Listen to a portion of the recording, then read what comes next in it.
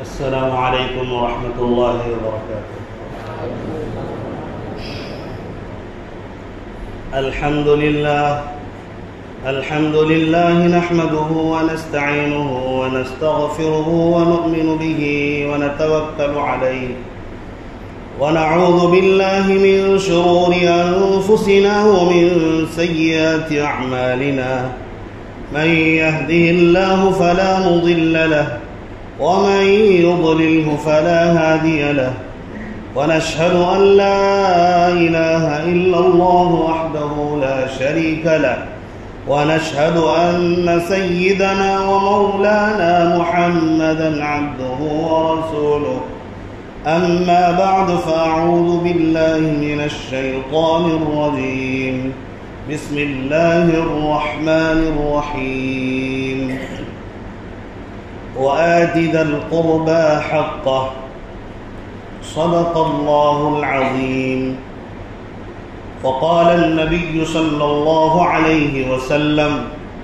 الرحم شجنة من الرحمن قال الله تعالى من وصلك وصلته ومن قطعك قطعته أو كما قال عليه الصلاة والسلام۔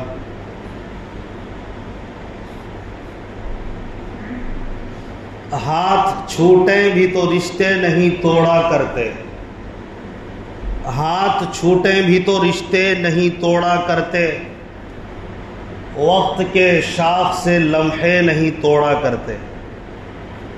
میرے واجب الاحترام بزرگوں اور بھائی اور اسلام کے غیور فرزندوں، اللہ تعالیٰ نے پوری انسانیت کو رشتوں سے جوڑا ہے۔ حضرت آدم علیہ السلام سے لے کر انبیاء کرام کی جماعت ہو یا بعد میں آنے والے انسانوں کی جماعت ہو، سب کو اللہ تبارک و تعالیٰ نے خونی رشتوں سے جوڑا ہے۔ پوری کی پوری انسانیت رشتوں سے جڑا ہوا ہے کہ ایک انسان دوسرے انسان سے یعنی عورت سے پیدا ہوتا ہے، کئی بھائی بہن بنتے ہیں، پھر وہی باپ بنتے ہیں، دادا بنتے ہیں، اس کے بعد وہ رشتے آگے بڑھتے چلے جاتے ہیں۔ تو اللہ تبارک و تعالیٰ نے انسانوں کو رشتوں سے جوڑا ہے۔ اگر بندہ ان رشتوں کی قدر کرتا ہے تو معاشرے کے اندر، سوسائٹی کے اندر، شہروں کے اندر، دیہاتوں کے اندر، گاؤں کے اندر، محلوں کے اندر، بازاروں کے اندر، دنیا کے کسی بھی حصے میں جب انسان رشتہ داری کا خیال کرتا ہے تو وہ معاشرہ، وہاں کے انسان آپس میں سکون کی سانس لیتے ہیں۔ ہر انسان چاہتا ہے کہ اسے سکون ملے، ہر انسان چاہتا ہے کہ اسے راحت ملے، ہر انسان چاہتا ہے کہ لوگ اس کی قدر کریں، وقت ضرورت اس کی مدد کریں۔ تو رشتوں کو پہچاننا ضروری ہے۔ میں آج انسانیت کے رشتے پر نہیں،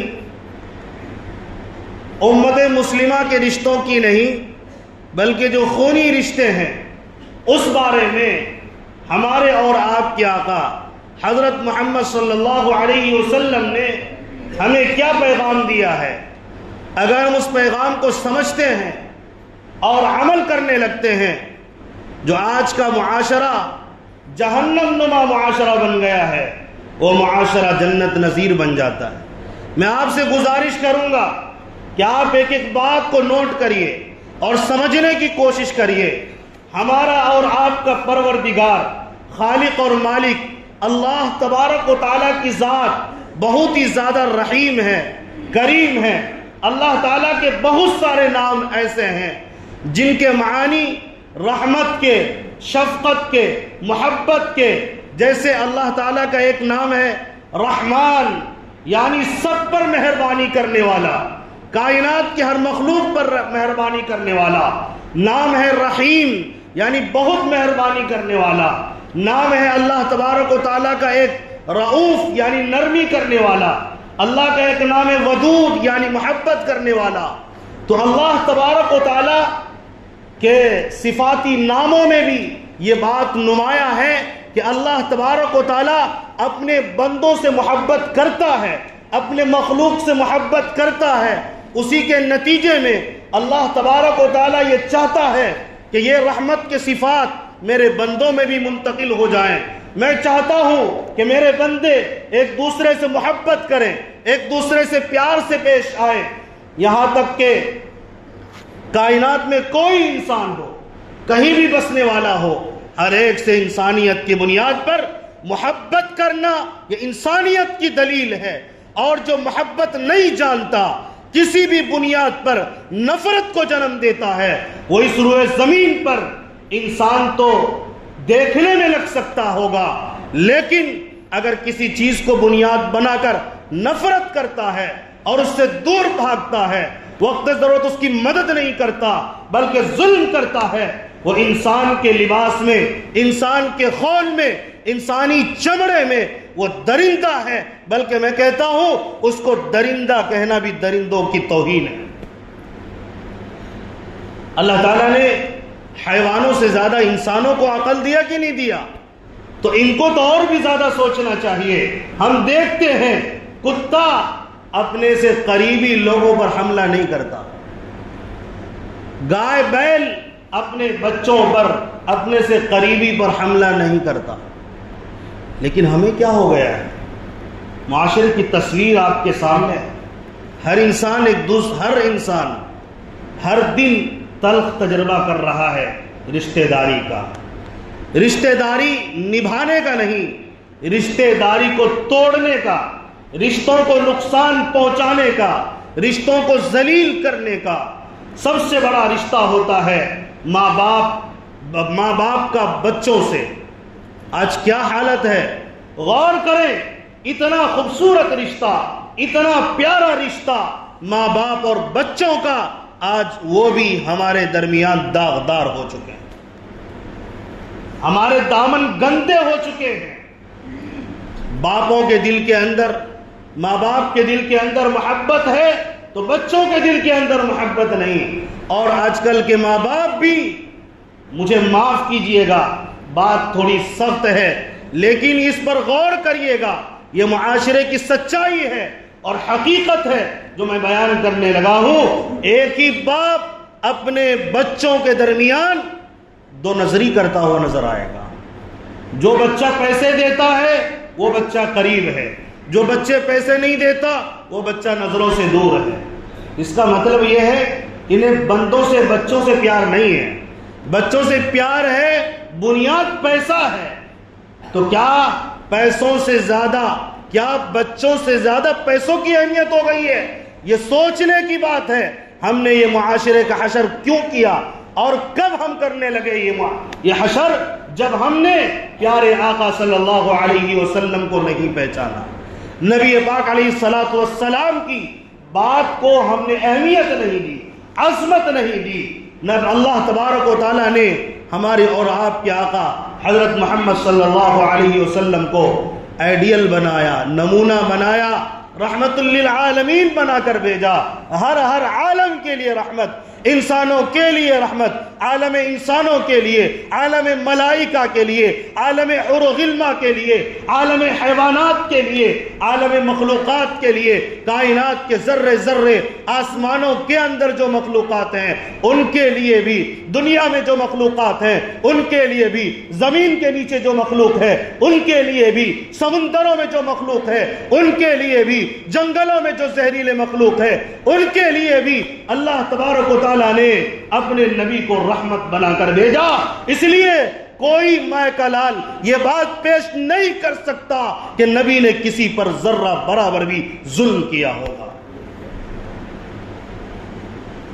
میں نے انسان پر ظلم کی بات نہیں کی، انسان پر تو ظلم کے بارے میں نبی پاک علیہ الصلوۃ والسلام خیال بھی نہیں کر سکتے، بلکہ انسان پر ظلم کرنے والوں کو نبی پاک علیہ الصلوۃ والسلام نے بعض جرم کے اعتبار سے تہہ تیغ کرنے کا حکم فرمایا تو بعض میں کوڑے لگانے کا حکم فرمایا۔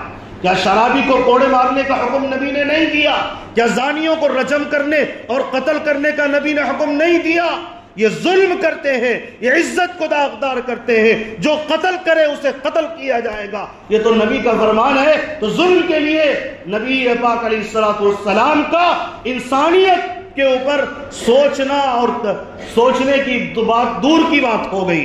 میں بات کر رہا ہوں کتوں کی، بلی کی، میں بات کر رہا ہوں جانوروں پر بھی پیارے آقا نے رحم و کرم کر کے دکھایا، بلکہ تاکید کی کہ تمہیں کتوں کا بھی خیال کرنا ہے، تمہیں بلیوں کا بھی خیال کرنا ہے۔ کیا نبی نے نہیں بتایا؟ روایت بڑی کتابوں میں مصنفین نے درج کی، نبی پاک علیہ الصلوۃ والسلام نے ایک مثال سے واضح فرمایا کہ ایک نیک عورت ایک بلی پر ظلم کرنے کی وجہ سے جہنم میں چلی گئی، اور ایک بدکار عورت ایک کتے کو پیاس میں پانی پلا دینے کی وجہ سے وہ جنت میں جائے گی۔ کتنا خوبصورت پیغام دیا ہے۔ کیا ہمارے بچے، کیا ہمارے ماں باپ ان جانوروں سے گئے گزرے ہو گئے؟ ان سے آنکھیں ملاتے ہوئے میں شرم نہیں آتی؟ ہم ادب کیوں نہیں کرتے؟ اللہ نے قرآن میں حکم دیا کہ ان سے جھڑک کر بات مت کرنا، ان سے ادب سے بات کیا کرو۔ یہ تو ماں باپ کا ہے، بعض لوگ اس بارے میں متفکر بھی ہیں، خدمت بھی جہاں تک ہو سکتے کرتے ہیں، لیکن جس طرح سے یہ ماں باپ اور بچوں کا جو سلسلہ ہے، اس کے علاوہ آپ نظر دوڑائیں، آپس میں بھائی بہن کا تعلق ہمارے سامنے ہے۔ نبی پاک علیہ الصلوۃ والسلام نے کیا ہمیں توجہ نہیں دلائی؟ اللہ تعالیٰ نے قرآن میں ہمیں توجہ نہیں دلایا؟ وَآتِ ذَا الْقُرْبَى حَقَّهُ، کہ اپنے رشتہ داروں کے حقوق ادا کیا کرو۔ رشتہ داروں کے حقوق کتنے اہم ہیں اور کتنے ضروری ہیں اور کیا کیا ہو سکتے ہیں، اگر ہم اس پر غور کرنا چاہتے ہیں پیارے نبی کے اس فرمان کو یاد کریے۔ نبی پاک علیہ الصلوۃ والسلام نے ایک مرتبہ فرمایا، واللہ لا یؤمن، واللہ لا یؤمن، واللہ لا یؤمن، اللہ کی قسم وہ مومن نہیں، اللہ کی قسم وہ مومن نہیں، اللہ کی قسم وہ مومن نہیں۔ صحابہ نے پوچھا، قیل ومن یا رسول اللہ، صحابہ نے پوچھا اے اللہ کے رسول وہ کون شخص ہے جو مسلمان نہیں؟ نبی پاک علیہ الصلوۃ والسلام نے فرمایا، الذی لا یأمن جارہ بوائقہ، کہ وہ شخص ہے جس کا پڑوسی اس کے شر سے محفوظ نہ رہے، جس کی تکلیف سے اس کا پڑوسی محفوظ نہ رہے، وہ مومن بندہ نہیں ہو سکتا۔ جب پڑوسی کا یہ خیال کیا گیا، پڑوسی چاہے مسلمان ہو چاہے غیر مسلم ہو، کسی بھی مذہب سے تعلق رکھتا ہو، نبی نے فرمایا کہ اس کی قدردانی کرو، اس کا خیال کرو۔ اگر تم کھاتے ہو اپنے بازو والے کو دیکھو، وہ بھوکا تو نہیں سے سو رہا، تم صحت مند ہو، پڑوسی کا خیال کرو، پڑوسی میں کوئی بیمار تو نہیں ہے، ان کی عیادت کے لیے جاؤ۔ نبی پاک علیہ الصلوۃ والسلام کا جب عام یہ حکم ہے، اسی طرح اور غور کر لیجئے، نبی پاک علیہ الصلوۃ والسلام نے ایک روایت میں فرمایا، ایک مسلمان کا دوسرے مسلمان پر 6 حق ہے۔ 6 حق یہ ہے کہ وہ جب بیمار پڑ جائے اس کی عیادت میں جایا جائے، اور اگر وہ سلام کرے تو اس کے سلام کا جواب دیا جائے، اگر اس کا جنازہ تیار ہو اس کے جنازے میں شریک ہو، اگر وہ سلام کرے یا سلام نہ کرے، کم سے کم اس کو چاہیے بندے کو اپنے بھائی کو سلام کرے۔ اسی طرح اگر یہ دعوت دیں تو ان کی دعوت کو قبول کیا جائے، اگر یہ چھینکیں اور چھینک پر الحمدللہ کہے تو سامنے والے کو دعا دیتے ہوئے یرحمک اللہ کہنا چاہیے۔ یہ عام مسلمانوں کا ایک مسلمان پر حق نبی نے بیان کیا۔ پہلی روایت کے اندر پوری انسانیت کا، پڑوسیوں کا حق بیان کیا۔ پڑوسی صرف وہ نہیں جو آپ کے گھر کے آس پاس ہو، پڑوسی وہ بھی ہے جو آپ کے پاس دکان لگاتا ہے، پڑوسی وہ بھی ہے جو آپ کے ساتھ سفر کرتا ہے، پڑوسی وہ بھی ہے جو کام کے لیے کسی ایک جگہ تھوڑی دیر کے لیے وہ جمع ہو گئے۔ آس پاس والوں کا خیال کرنا، میں یہ ہوائی بات نہیں کر رہا ہوں، اللہ نے قرآن میں فرمایا والجار ذی القربى والجار الجنب والصاحب بالجنب وابن السبیل، کہ یہ جو پڑوسی ہیں قریبی پڑوسی ان کا بھی خیال کرو، جو دور کے پڑوسی ہیں ان کا بھی خیال کرو، یہاں تک کہ جو مسافر ہیں پاس بیٹھنے والا ہے اس کا بھی خیال کرو۔ اللہ تعالیٰ نے یہاں یہ نہیں بتایا کہ اس کا مومن ہونا ضروری ہے۔ نبی پاک علیہ الصلوۃ والسلام نے جب یہ بتایا، غور کریں کہ ہمارے اوپر ہمارے خاص بھائی بہن کا کتنا بڑا حق ہو سکتا ہے۔ ہم نے معاشرے کو جہنم بنا رکھا ہے۔ یہ کس طرح ہم کرتے ہیں؟ بھائی بہن کے حق مارتے ہیں، چھوٹا ہے تو حق مار لیا، اور کبھی چھوٹے کے پر ذرا لمبے ہو گئے، یعنی پیسے زیادہ کمانے لگا تو بڑوں کی بے ادبی پر اتر آیا، بات نہیں کرے گا، آنکھ دکھائے گا، تکبر کرے گا، گھمنڈ کرے گا۔ تکبر کرنے کا تو حق ہی نہیں ہے کسی بھی انسان کو۔ اللہ کے نبی نے فرمایا کہ جو تکبر اختیار کرتا ہے اللہ اس کی گردن کو توڑ دے گا۔ ایک وقت آتا ہے سارے انسان اس متکبر کو ذلیل ہوتا ہوا پاتے ہیں۔ جب انسانوں کا اتنا بڑا حق نبی نے بیان کیا تو کیا حق یہ نہیں بنتا اگر تھوڑی دیر کے لیے کسی بات پر ہمیں تکلیف ہو جائے اسے دلوں سے نکال کے پھینکو؟ کیا نبی نے یہ نہیں فرمایا عام مسلمان اگر کسی دوسرے مسلمان سے 3 دن سے زیادہ بات چھوڑے رکھے، اسی حال میں اگر مر جائے وہ سیدھا جہنم میں پہنچے گا؟ کیا بھائی بہن چھوڑے گا تو یہ معاملہ اس کے لیے وہ سخت نہیں بن جاتا؟ کیا اس کا جانا جہنم میں ضروری نہیں بن جاتا؟ کتنے دن ہو گئے لوگوں تم نے بھائی بہن سے بات نہیں کیا؟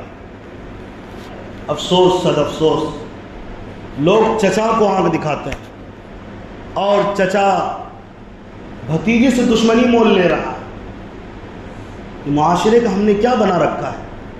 پیارے آقا صلی اللہ علیہ وسلم کی ایک لمبی روایت ہے، اس لمبی روایت میں بات یہ ہے، حضرت عباس رضی اللہ عنہ، یہ نبی پاک علیہ السلام والسلام کے چچا ہے، کسی دکھ اور تکلیف کا کسی کی طرف سے اظہار کیا تو نبی پاک علیہ السلام والسلام نے فرمایا، نبی پاک علیہ السلام والسلام نے جب ان کے دکھ کو دیکھا، تکلیف کو دیکھا، روایت میں آتا غصے سے نبی پاک علیہ السلام والسلام کا چہرہ سرخ ہو گیا اور فرمایا کہ خبردار رشتوں کا خیال کرو، میرے چچا ہیں، اور یاد رکھنا چچا کسی کا بھی ہو فَإِنَّمَا عَمُّ الرَّجُلِ سِنُّ أَبِي، کہ آدمی کا چچا باپ کے مانند ہوتا ہے۔ کتنا خوبصورت اللہ کے نبی نے پیغام دیا۔ اگر نبی کی محبت ہے، عظمت ہے، نبی کا اپنے آپ کو ہم لوگ غلام سمجھتے ہیں اور نبی پاک علیہ الصلوۃ والسلام کو آقا سمجھتے ہیں، تو کیا معاملہ ہے کہ آج ہم نبی پاک علیہ الصلوۃ والسلام کے حکموں کو چھوڑ کر اپنے خواہش کے غلام بنے بیٹھے ہیں، جو من میں آتا ہے وہ کرتے ہیں۔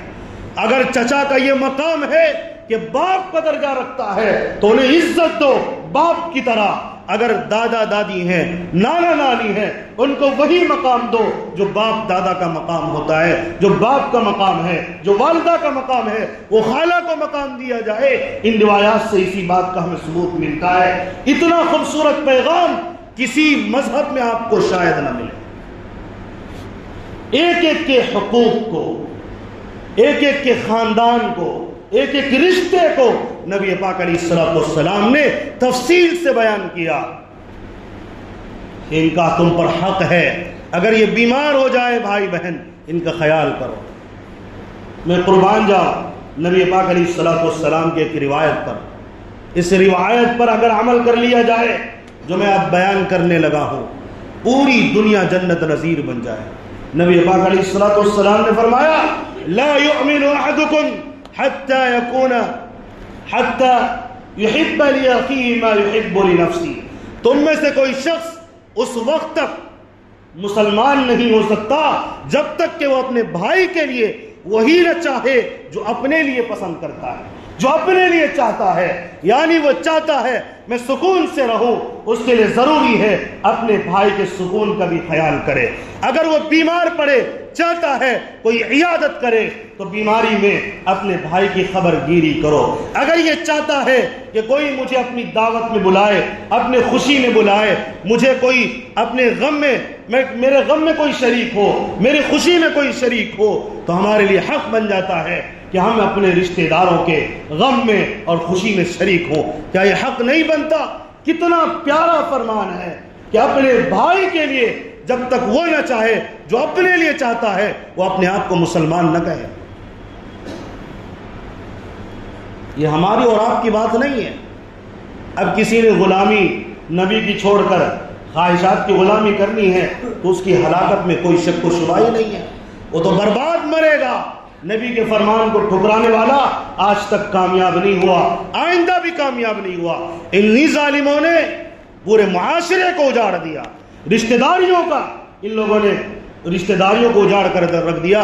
نبی پاک علیہ الصلوۃ والسلام نے ایک مرتبہ اتنے خوبصورت لہجے میں فرمایا، اور وہ حدیث قدسی ہے، الرحیم شجرۃ من الرحمن، کہ لوگوں صلہ رحمی کیا کرو۔ صلہ رحمی یہ اللہ تبارک و تعالی رحمان کا ایک شاخ ہے، رحمان کا ایک حصہ ہے، اللہ کی رحمت کا ایک حصہ ہے صلہ رحمی کرنا، کسی کے ساتھ اچھائی سے پیش آنا۔ خاص طور پر یہ بات ان کے لیے ہے جو رشتہ دار ہے، خونی رشتہ جن کا ہے، چاہے وہ آپ کا خاص بھائی ہو یا چچا زاد بھائی بہن ہو یا چچا ہو یا باپ کا چچا ہو یا باپ کے چچا زاد بھائی ہو، کوئی بھی ہو، قریبی جتنے بھی رشتہ دار آپ کے ہو سکتے ہیں ان پر صلہ رحمی کرنا۔ اس بات سے اندازہ ہوتا ہے کہ نبی پاک علیہ الصلوۃ والسلام نے کتنا بڑا پیغام دیا۔ یہ اللہ تبارک و تعالی رحمان کی خاص ایک رحمت کا ایک حصہ ہے صلہ رحمی کرنا۔ قال اللہ تعالی فمن وصلک وصلہ ما وصلت ومن قطعک قطعت، کہ اللہ تبارک و تعالی نے فرمایا کہ جو رحمت صلہ رحمی کرے گا، جو لوگوں کو جوڑے گا میں اس کو جوڑوں گا، جو لوگوں کو توڑے گا یعنی رشتہ داری کو توڑے گا میں اس کو توڑ دوں گا، یعنی اپنی رحمت سے دور کر دوں گا۔ اس سے بڑا بدنصیب بندہ اس روئے زمین پر کون ہوگا جو اللہ کی رحمت سے دور ہو جائے اور مردود ہو جائے۔ رشتہ داریوں کا خیال کرنا یہ عقل مندوں کا کام ہے، مردوں کا کام ہے، جرأت مندوں کا کام ہے، صبر کے پہاڑوں کا کام ہے۔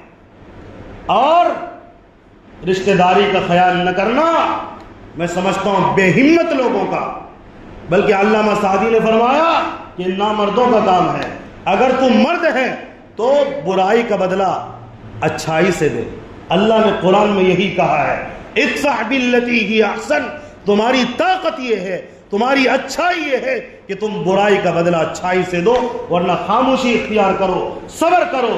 ایک ساتھ رہتے ہو، بھائی بہن کے ساتھ رہتے ہو، میاں بیوی ایک ساتھ رہتے ہو، چچا بھتیجا ایک ساتھ رہتے ہو، اور بھی رشتہ دار آس پاس میں ایک ساتھ رہتے ہو، اونچ نیچ ہوگی، اگر وہ ٹوٹے تو تم اس کے ساتھ جڑے۔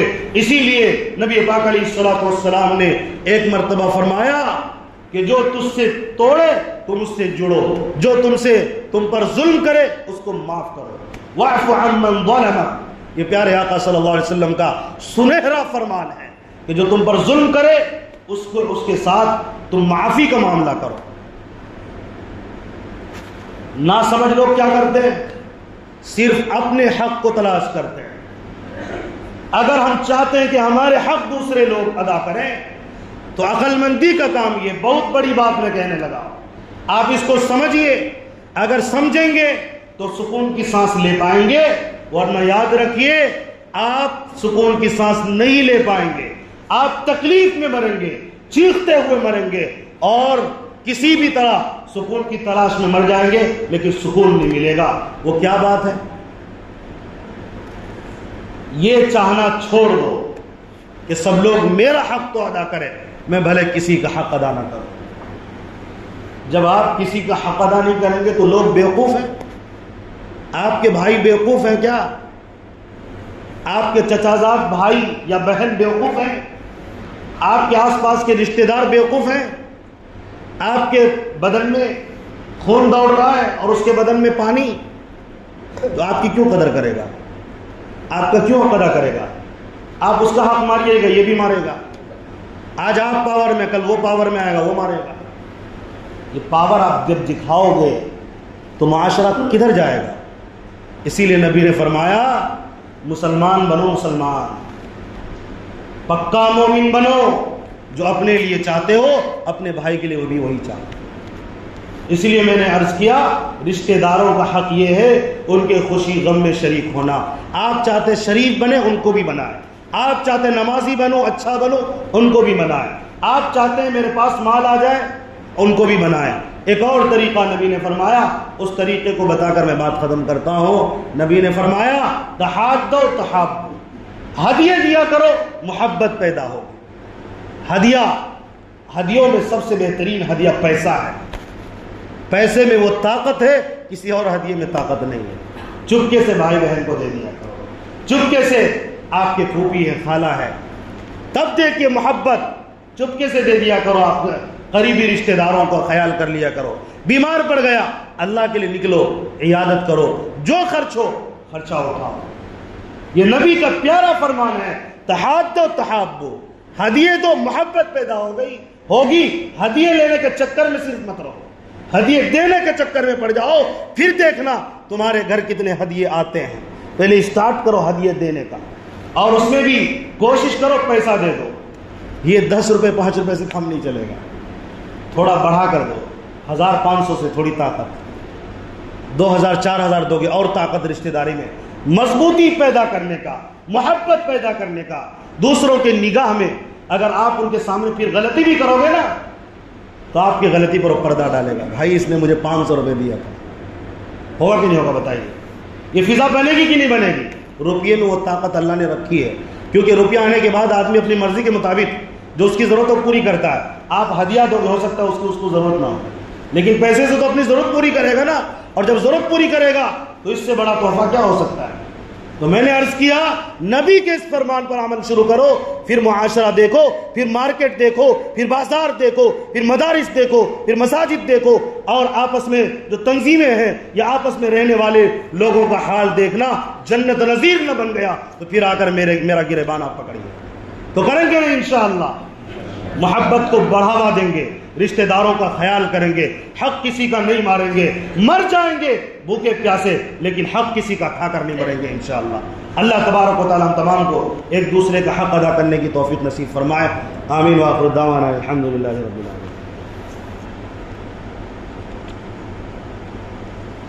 دعائے صحت کی اپیل ہے.